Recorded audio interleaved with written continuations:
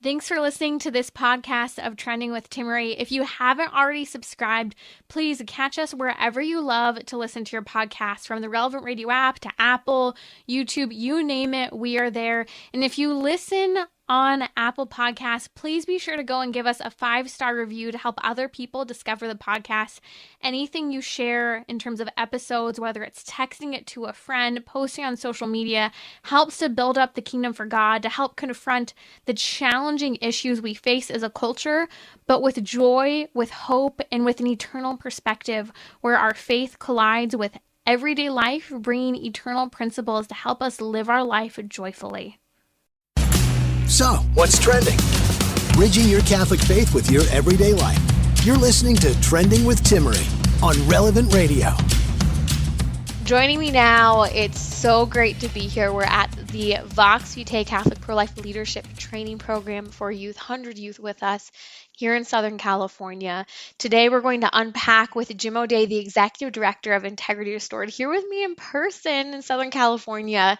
We're going to talk about a recent study coming out of the Wheatley Institute that is blasted all over social media, which is interesting because Wheatley Institute is an organization that really touches on topics related to family life in many ways that you wouldn't always see necessarily in the Washington Post per se, but it has to do with social media use and you as parents. Not your kids, but how it's impacting your children. Fascinating conversation. We'll touch on that in just a moment.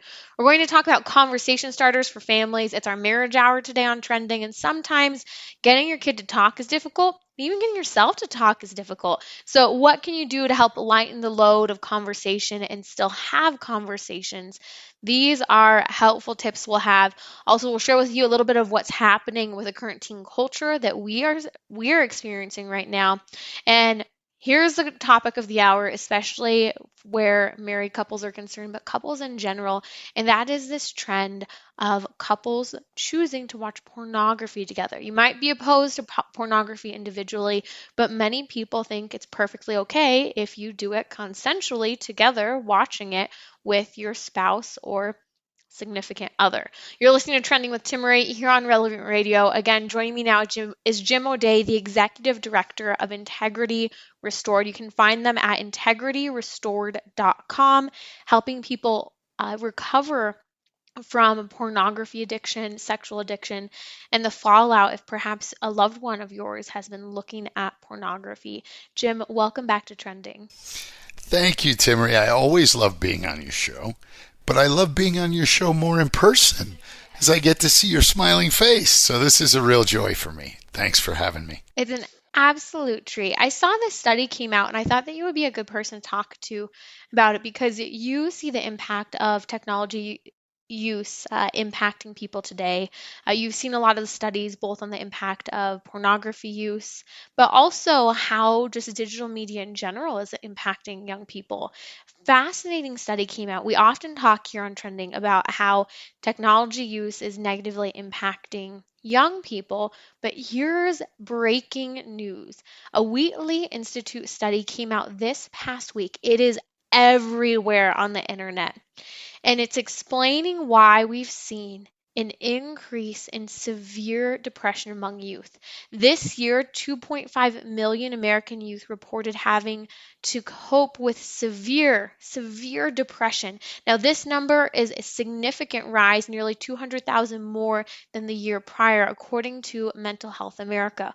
Why is this happening? Well, adult social media use is actually playing a role on it. The Wheatley Institute study is saying that if a teenager's parents are using social media on a low level, that teenager is 10% more likely to be depressed. Now, if a parent is using social media on a higher level, that child is nearly 40% more likely to be depressed. So in other words, adolescents today are nearly 4 times as likely to be depressed if their parents are using social media at a higher level. What were your initial thoughts when you saw this study? Oh, it didn't surprise me at all. It didn't surprise me at all from the work that I do at Integrity Restored. And maybe more importantly, it didn't surprise me at all because I saw myself in that study. So how old are your children now? Well, my oldest is 32 and my youngest is 22. So technology use would have been a norm when your kids were growing up in their teen years in your home. Yep, absolutely. And I really think my wife and I did a great job of managing their technology use. But I can remember, Timmery, and that's why this study and this article hit such a nerve for me, because I can remember my son coming to me and, maybe in middle school or early in high school and, "Hey, Dad, I want to talk to you." And I had my phone and I was scrolling through my emails, because whatever's going on at work, boy, I better jump right on that. And I missed opportunities to connect with my son. I missed opportunities to talk to him about what was important at that moment. Now, in the grand scheme of things, maybe it wasn't that important. But I think even when you go out to eat now, you see the kids, even smaller children, vying for their parents' attention while the parent's face is buried in a phone or a tablet. And so it doesn't surprise me at all. I think the pandemic, the increased isolation of the pandemic, lends itself to the depression that these kids are feeling. And look, mom and dad are supposed to be the ones you can always go to. Right. And you can, but are they aware, attentive, present, alert? That's the challenge. And we just did an Integrity Restored podcast about all these dangers of the internet, other than pornography. Pornography is a big enough danger.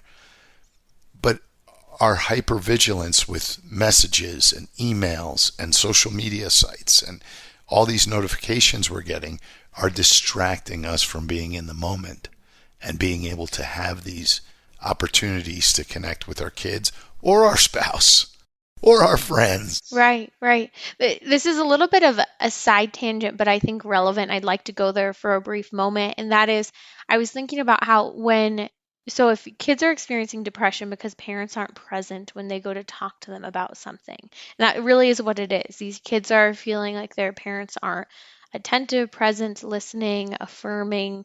And so what happens is kids are going to look for that attention somewhere else. They're going to look for connection somewhere else. And I really do think that part of this does tie into the pornography crisis among teens, that depression, but also that ultimately a rejection of an attempted reach out of contact can lead to a youth actually turning eventually to pornography out of loneliness.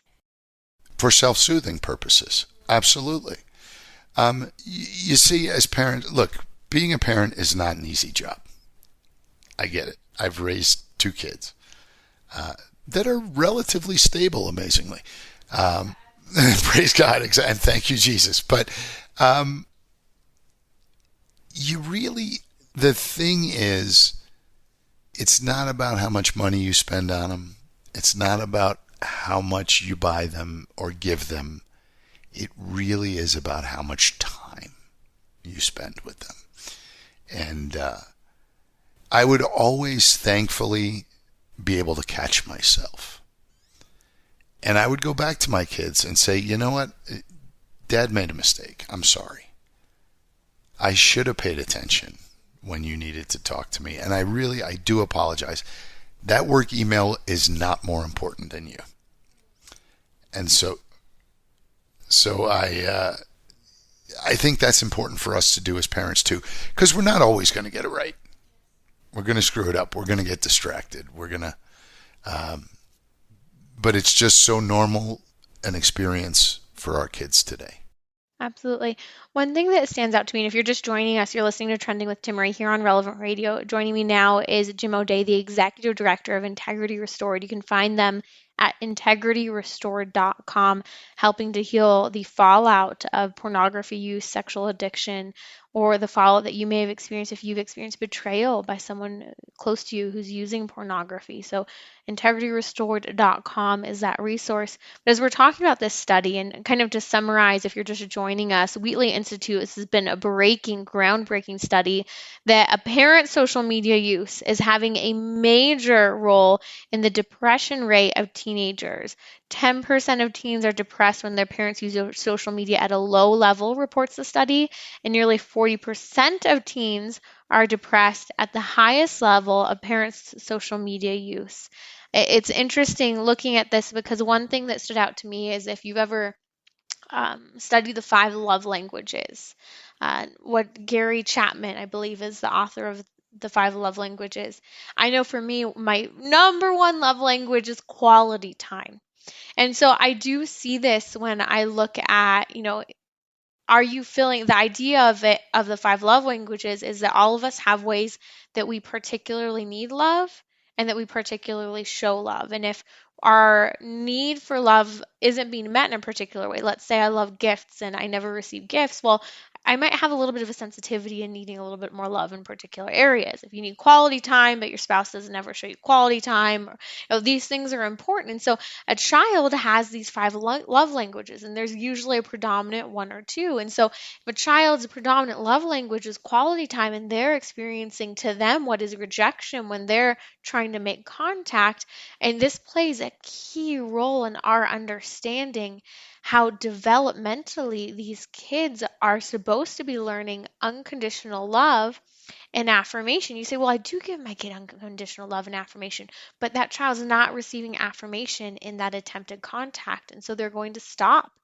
reaching out. They're going to stop coming to you. And then parents wonder, Tim Marie, why it's like pulling teeth. How was your day? Fine. What'd you learn? Nothing. Now, some of that is just normally being a kid. But it's also a reflection of how have, from when they're little, we built up the communication style in the family. And if we're constantly distracted by our phones, listening to the crazy different beeps, is that WhatsApp? Is that TikTok? Is that... Because we have to know what's happening on every single platform. Well, that child's going to learn our communication style is dismissive. And so when we want to, as they grow into the teenage years, really start to communicate with them on some bigger issues, well, they're going to be dismissive of us. And I think that is so important to understand that. I think it's a lesson learned. And so how do we make this better? Let's be honest. We don't like to admit it when we have an addiction. And I think most people would argue addictive behavior. Their behavior is not addictive on social media. And I would argue that the vast majority of people's technology use is addictive. I would say there are times where I have addictive technology use and I try really hard not to. And so what do you do? Things such as, and again, this is an extreme. This is why I love the black and white challenge. I've had my phone screen on black and white for, I think, 7 or so years now, and it changes the dopamine reaction. So I'm less apt to reach for my phone and stay on my phone because all the colors aren't there. When you have fewer notifications from sounds to also icons and images on your phone, from saying you have 5,000 unread emails to 20 unread text messages, take those icons off. Remove the notifications, because other than a phone call and maybe even a text message, and I have some of my text message notifications edited as well, we receive dopamine hits. We experience reactions that lead us to want to check our phones more often. So let's eliminate some of those distractions that are leading us to be on our phone more. Yeah, and it's a great idea. And not everything is urgent. That's a hard thing to get over. It's a hard thing to get over, and we feel like we have to jump on everything immediately, but you don't. You know, when I first started traveling for business, many, many years ago now, we called into the office twice a day when we were on the road. Once in the morning, once in the afternoon. And you know what? Business still got done. Not everything has to be handled the moment you get it. especially not when it's interfering with that incredibly short and special time that you have with your kids. Because believe me, my kids are 22 and 32. It's short. It goes much quicker than you can imagine. A final thought I have, and I'd be interested if you have any others to share as well. Uh, Increasing our self-control and moderation and temperance. These are all virtues that we can practice with our phones. And I know a big one for me is leave your phone at home sometimes. Only one spouse sometimes needs to take a phone somewhere for emergency, or leave it in the car once you get somewhere. Leave it in a drawer on a different story or in a different room of your house. You will be much happier for having done it. Are there any kind of parting tips you have for helping to take back your own social media use? Well, I think that those were great tips that you gave. There's some really cool apps out there that will help you do that. If you find you can't white knuckle it, you can't do it on your own strength, there's some apps out there that will do it. But there's a simple thing that you can do. A buddy of mine got a shoebox, had the kids decorate the shoebox. And then they colored and painted and did all kinds of stuff. And when it was time for mommy or daddy to have one-on-one with the children, the phones went in the shoebox. Parent and child. The phones went in the shoebox. Put the lid on it, and you don't take it out till you're done whatever you're doing. They use it for dinners now, for lunches and breakfasts on the weekend, so that they're not distracted by the phone. And it's a simple thing. We all have shoeboxes laying around. Just do something that's unique to your family. Let the kids be engaged, depending on the age. Your teenagers probably wouldn't want to paint a shoebox, but maybe if they're artists. And then make that a habit, because that habit is going to carry forward into their family. See, everything we do as a parent is generational. Take back your kids, starting with your own behavior. And I think that this is the major lesson behind this study that's come out that has been groundbreaking for many families. You're listening to Trending with Timmery here on Relevant Radio. That's Jim O'Day, the Executive Director of Integrity Restored. We'll be right back here on Trending during our weekly marriage hour. We're going to discuss table topics for families, things to get the conversation going when you don't know what to say, and maybe they don't know what to say either, to make it fun and interesting, and to teach your kids how to be conversationalists in an age of technology use that has so desocialized us, and we are lacking in interpersonal skills. You're listening to Trending with Timmery here on Relevant Radio. We will be back with Jim O'Day to also discuss why couples should not look at pornography together. You may be opposed to looking at it separately, but some people actually think it's okay if it's within the context of marriage or relationship. We'll be right back here on Trending.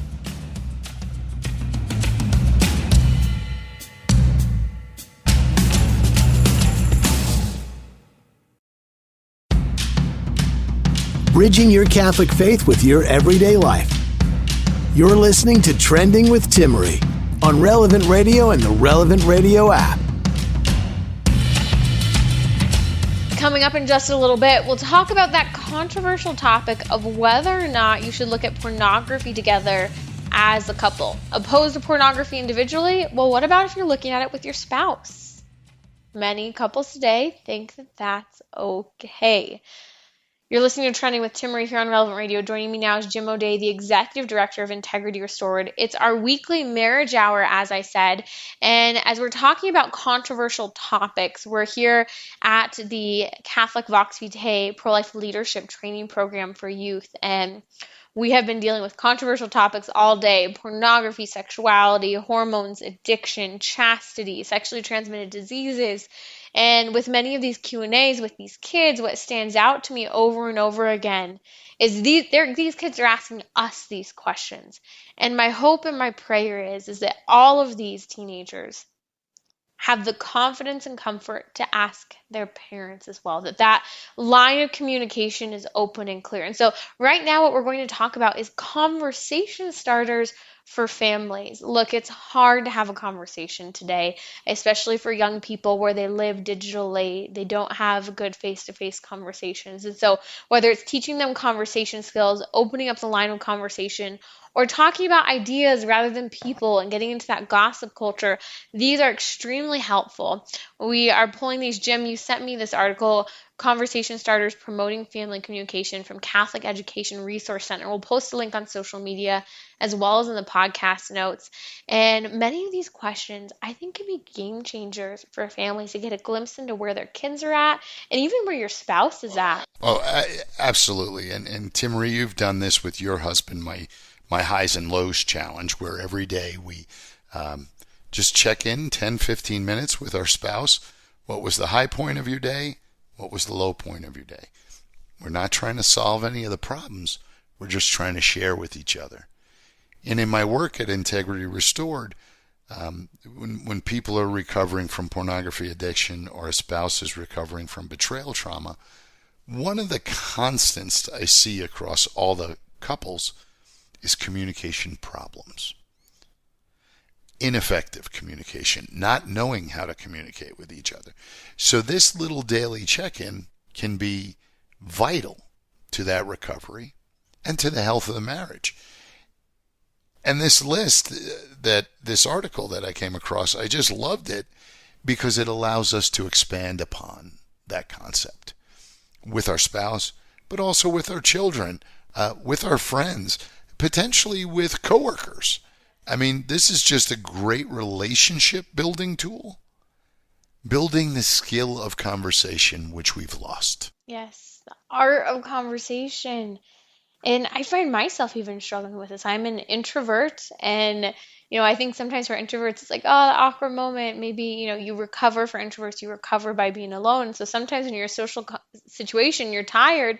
Having that conversation is difficult, and so having some conversation starters in your back pocket are extremely helpful.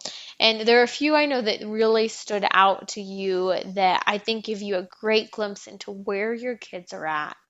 Yeah, the first one for me, Tim Marie, was what happened today that you didn't expect? Every day, no matter who we are, young or old, something happens that was unexpected in your life. And how you respond to that and how you would describe that can be very telling. So as a parent, what a great opportunity to check in on a much deeper level with your child rather than, well, what did you learn in school today, honey? Because they're going to tell you nothing. Very generic question. Yeah. What happened today that you didn't expect? And when you make that a regular part of the conversation, you're going to get much more insight into what's going on. I mean, it could be something like somebody called me a bad word, or I dropped my lunch and Billy gave me half his sandwich. Wow. Great opportunities to talk about a number of different things because it was these unexpected moments in life. Absolutely. And I think that it speaks volumes to how did you react to a situation? And because, you could have a situation where someone was called a bad name or maybe some type of bullying happened and you ask, hey, what did you do? And your kid says, I punched him in the face. Well, okay, now we have to deal with this. Or maybe they didn't talk to anyone else the rest of the day and they completely shut down. What does that say? Maybe you see that they're having a hard time with friendships or being bullied or whatever it might be. It gives you a real glimpse into where your kid is at. It's interesting you mentioned the conversation starters for spouses as well earlier. And you mentioned my husband and I do it. You had issued this challenge, I think September of last year, and we still keep doing it. And maybe, you're away from your kid for a little while. Maybe your kid's at a summer camp or whatever might be going on, and you want to get a glimpse into where they're at. Well, use these conversation starters, even if it's just a simple question via text that is more specific, but also generic enough to become interesting and not so, so how are things going? Some of them, I remember with my daughter growing up, some of the best conversations I ever had with her were a 10-minute ride on Saturday morning to get a Dunkin' Donuts. She was unguarded in those moments because she's just going with Dad to get donuts.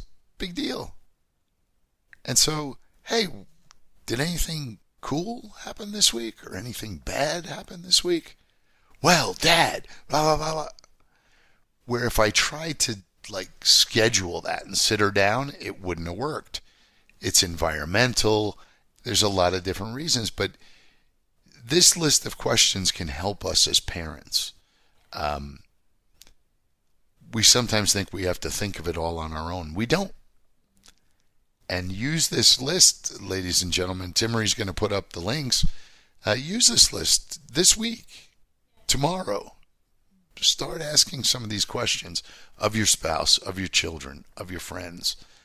I think you're going to be amazed at how much you can learn. You're listening to Trending with Timmery here on Relevant Radio. That's Jim O'Day, the Executive Director of Integrity Restored. Find them at integrityrestored.com. Jim, one of the conversation starters I really liked was, what's something you accomplished today? For me, if I didn't really feel like I accomplished something, I can feel rather frustrated. This is why practices such as making your bed every day is something good, because you can start with a little accomplishment and it can help you work your way up to potentially bigger accomplishments. But for young people, I find many young people today, Jim, will say things such as, I'm not good at anything. I don't have any talents. I'm always astounded by that statement. I think often they think that, well, I don't play soccer, or maybe I play baseball and I'm not that good. Maybe I don't do anything. I don't play sports. I don't do music. You should still feel as if you're accomplishing something, little and big, throughout your day. I think one of the, we've talked about it many times on the show. One of the problems is we judge ourselves internally by what other people are putting up on their social media. And they're so good at everything on social media, boy, it's just amazing. A kid hitting a baseball. Well, the clip he puts up is the one time out of the whole 10 games that he hit a home run. Every other time he struck out, but he's not putting them up. Or my wife loves crafting, and she watches all these crafting videos, and she's watching them making wreaths or something, and they're whipping through, and she's like, Jim, that took me 3 hours. I said, yeah, and they showed you that 3 hours condensed and edited into 3 minutes. It's not you, honey. So we have to remember that we're judging ourselves improperly on a false, it's fictional, the social media posts we're watching for the most part. The other thing is, I think young kids today are missing a lot of the social interactions that, especially my generation, I'm a lot older than you, Timmery, but like we went out in the morning and started playing and hanging out with our friends, and we didn't come home until the street lights went on. And so we had a lot of time to converse and to engage because there was nothing else to do. It was face to face. You were doing stuff with your hands. You were outside. But kids today are all connected electronically. Their relationships are much more virtual. So they don't feel like they know how to do anything because they haven't gotten dirt under their fingernails and just, digging in the dirt, playing in the grass, doing whatever. And I think that does touch on a parenting thing today that is common. Parents, it's so funny. I grew up in the mountains. We'd run around barefoot. We'd get dirty. We played in the mud. And I'm very pro outdoors with my child. And she gets dirty. And it's funny because I'll see some other parents or even various family members will be like, oh, there's dirt in her toes or her feet are dirty. I'm like, yup. She also didn't take a bath last night. Like, it's okay, like, for your kid to get a little dirty and to play in the dirt and scratch her knee. And this comes back to that accomplishment question.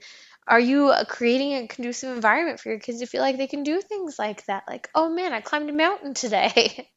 Yeah, I mean, climbing a tree. I remember growing up, so I grew up in the city, so we didn't have that many trees. We had some. I learned to climb a tree, but my big thing was learning to hop the fence.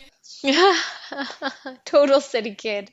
When I learned how to hop the fence without putting my feet in it, I could just hop up. Man, that was it. But I practiced and I tried and I fell a lot and I had bloody elbows and scraped knees, but it was good because I accomplished something. And that's what we should be creating, those environments for our children. There's another question that stood out to you on this list. I know that these questions can sometimes be complicated on some of these. I don't think, asking like, what is love to you? I don't know that I'd necessarily ask that question. I think it's a vague one, but there's another one that you'd really liked. Yeah, so the other one I really like is, what is something you're looking forward to? I love this one. I mean, I found this today. I've never used it. I can't wait to talk to Kim about it. My wife. What a great question. And what insight that will give us into where that person's at. Because look, if she tells me, Jim, I am just looking forward to this weekend where I'm laying on the couch and you're doing everything, she's exhausted. She's stressed. Or if she says, I'm looking forward to my son going back to school and getting his master's degree, which he's doing. But maybe that, so it's just a great question to gauge where someone is at and what's important to them at that moment. And really what they're looking forward to. If there's not something that someone's looking forward to, especially for a child, it's a major, major sign that your kid maybe feels like they're not, back to that accomplishment idea, back to, are there things that you're doing as a family that are being looked forward to? And you don't have to go on a family vacation for your kid to have something to look forward to.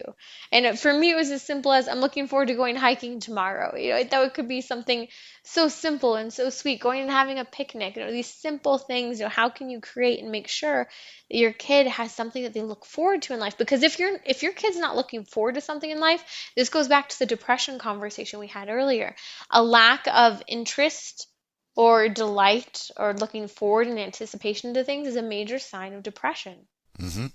And more kids are struggling with that for their parents' social media addiction reasons, for their own social media addiction reasons, and just for the general isolation that we're all feeling because we're living in such a virtual, disconnected, interpersonally disconnected world right now. So I think, what we should try and do as parents is make memories. And memories don't have to be expensive. That's where many, many times in my 35 years of marriage, I've screwed it up. Because I've thought, well, I can't afford that. That date, that vacation, or whatever it might be. Yeah, I can't. Which is normal, right? We've all struggled, yeah. But we can always make a memory, always. And so that's what we should be doing, and not worrying about the big ticket. Help our children learn to look forward to the little things that are meaningful, and they'll be a lot happier, better, well-rounded adults too. That's Jim O'Day, the Executive Director of Integrity Restored here on Relevant Radio. You can find them at integrityrestored.com. We're going to come back talking about whether or not a couple should look at pornography together. You may be against looking at it individually, but many people think it's fine if you do it together as a couple.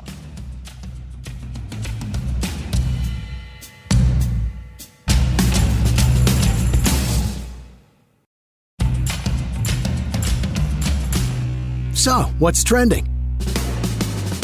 Bridging your Catholic faith with your everyday life.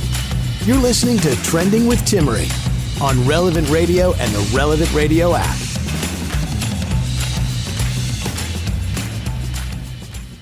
Joining me now is Jim O'Day, the Executive Director of Integrity Restored.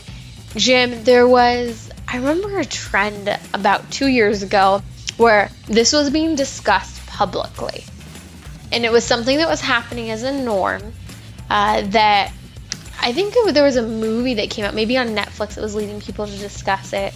And the norm is something very common is many couples today will watch pornography pornography together. Now, my poor mother-in-law, I was talking to her, she was asking, what are you going to talk about on the show today? And I told her, wait, what? People do that? She couldn't even look me in the face after I said it because she was so horrified at the idea that anyone would do that. And just the natural shame that kicks in is so appropriate.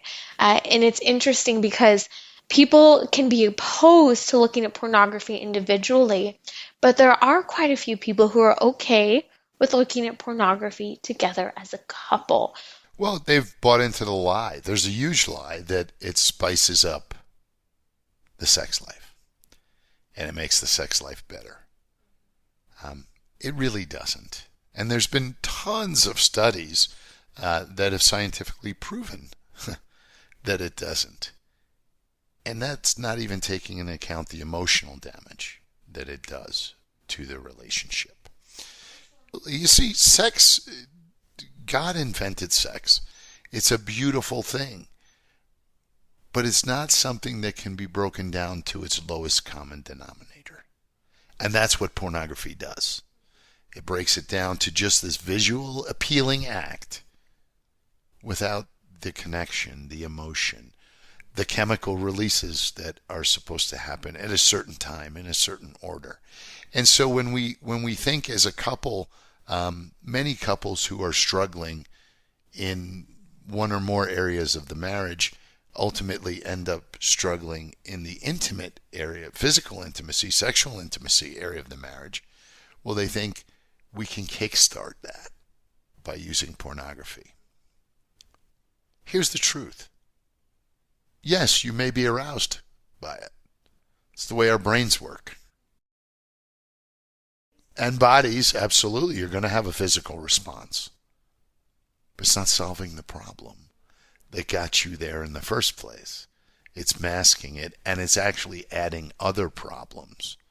So, Jim, you work with couples where either one spouse has experienced betrayal for trauma by the other looking at pornography, or where both of them might be struggling. So when you are in a counseling situation and maybe this has been something that the couple has done thinking that it will help, how do you get beyond that, and where do you find healing from the idea that you need it and from the damage that's been done by it? The first thing is you don't need it.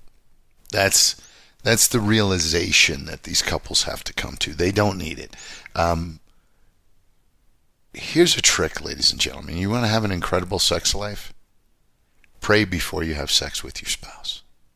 Pray for your spouse.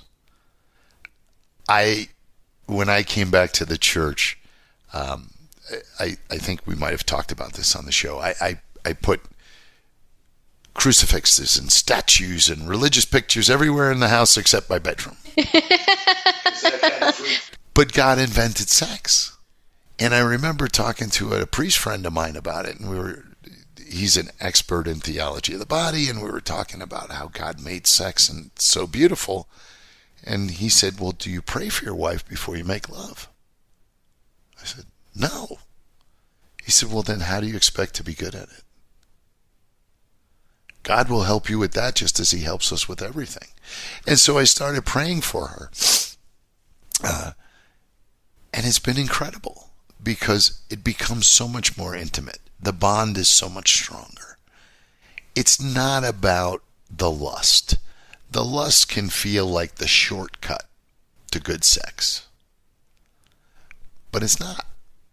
It's just lust, and it's fleeting. And what turns you on today will not turn you on tomorrow because the brain is always looking for something novel. So let it be based in love and connection and mutual desire to make the other person feel good. Let sex be about pleasing your wife, and you'll be amazed how much more you enjoy it. I think these are the gifts of intimacy and conversations that just aren't had otherwise. Otherwise, you're being told, well, just use pornography. Or just, the scandalous magazines that are advertised to teenagers about these topics of things to do. And the reality is that intimacy is an absolute gift, and honoring that gift and what we bring into that gift is so important for preserving it. And it amazed me 2 years ago when it amazed me 2 years ago when there was this theme of it's okay, it's fine, it's normal if this is something you do as a couple, and that people were talking about this out loud. And again, that trend, I think, although still occurring, isn't something people are discussing out loud right now, because that was, I think, based on a film that had come out online. And it reminds me that look at what we are missing when we are not taught about human anthropology, human theology when it comes to the human person. It's fascinating to me, Jim, you and I have been here with these incredible young people, and some of whom certainly have wounds and healing that needs to occur because they've been told a lie about their bodies and who they are, and they've struggled in relationships. And others who have had these beautiful experiences and have been able to preserve that gift within themselves. And they have a lot of questions about, how do we relate to one another as male and female? Those questions never go away, but sometimes they get more complicated. And I know you and I had conversations with some of these youth today where most of their questions had to do with relationships and dating and getting to know the opposite sex. And because it's complicated. And throwing pornography into the mix in marriage isn't going to make it any better, just like engaging in sex outside of marriage for a teenager isn't going to make it better by trying as a means of trying to get to know the other person. The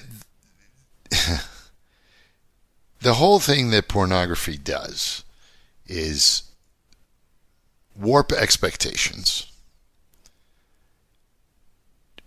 It's a hamster wheel that you're never going to be able to jump off because you're always chasing the next high. And so when you do that as a couple, well, now I can imagine that's going to make for some really interesting fights about, and I've had couples I've worked with as a coach. Well, I'm really mad at him because he's really gotten into lesbian porn. And I don't like that. And why? So is that what he wants me to be? These are the questions that are going to come up that should never happen in a loving marital relationship. Amen. You're listening to Trending with Timmery here on Relevant Radio as we're talking about wounds that can occur by our own ideas and choices within marriage, outside of marriage. It's always important to remember, praise God, we're Catholic. Praise God, we're Catholic, and we have the sacrament of reconciliation. So much can be healed through therapy, yes, and that is definitely a resource we should use, catholictherapist.com, to find a Catholic therapist near you. But going to reconciliation, going to confession, being healed by the blood of the Lamb, and receiving those sanctifying graces to help in overcoming that brokenness that can occur spiritually, that can lead to interpersonal damage day to day. You're listening to Trending with Timmery here on Relevant Radio. Jim, I would like, especially because our marriage hour is throwing a curveball at you, but an exciting one. You originally were not married in the Catholic Church. You were married civilly in the courts. How did getting married in the Catholic Church change your marriage? Wow, that's a really big question. Yeah, it is. I think in a couple ways. Kim and I had become so much closer spiritually as a couple because we went through RCIA together for her to come in to the church. And we started praying together, which I was never comfortable with before. That was always weird to me. And I don't know how to say this other than it really felt like forever then. Oh, that your marriage was going to be for forever. Yes. Wow. So up until that point, what did you think? That there was always a chance something would happen. Now, do you think that it was due to the grace of the sacrament of marriage that you understood and felt like, okay, this is for life?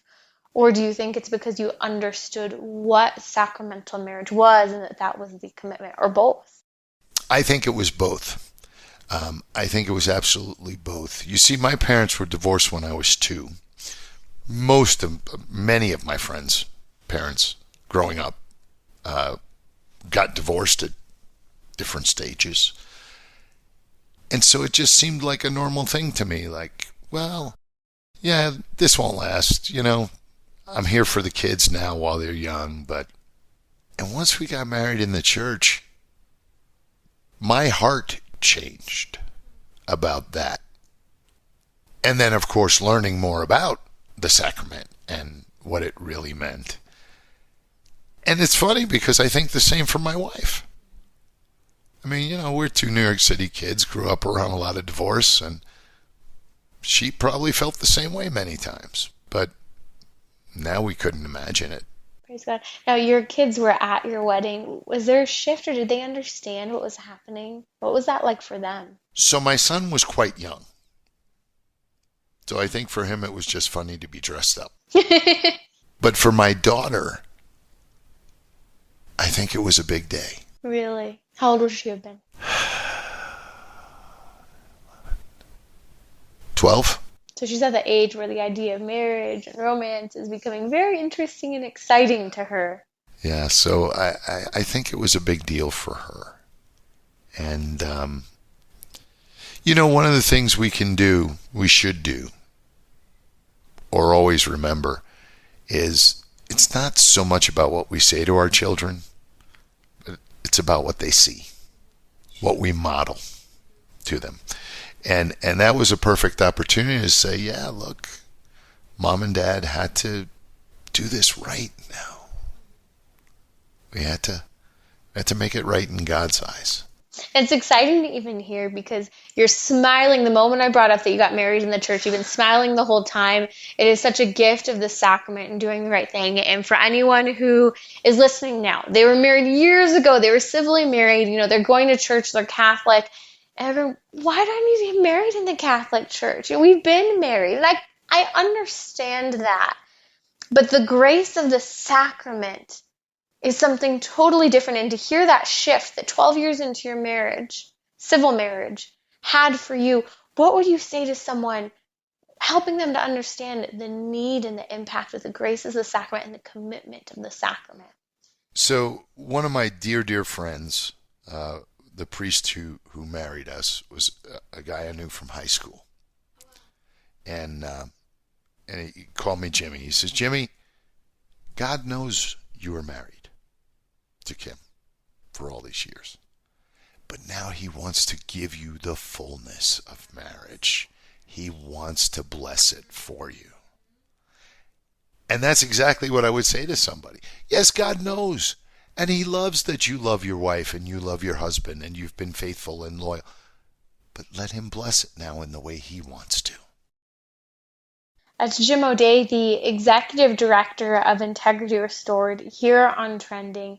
Jim, you are helping so many people in healing from the wounds of pornography addiction, betrayal by a spouse looking at pornography, the fallout of ultimately the sexual revolution. You're coaching people, you're creating programs, you're creating a new program for seminarians to help because our young people are being touched by pornography, and it's an issue going into college, going into seminary that many people are dealing with. So I highly recommend, if you can, check out integrityrestored.com. integrityrestored.com. They have so many resources. Go walk through the resources with your kids. Check out their information.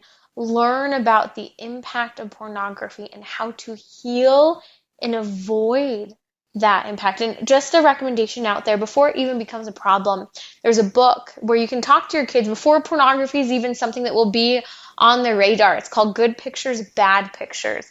It's an incredible book that before the idea of pornography could even come around, to help them know, hey, if you see something, say something to me, and how to help them in preparing them for one day when they are exposed. You're listening to Trending with Timmery. That's Jim O'Day, the Executive Director of Integrity Restored. Again, check them out at integrityrestored.com.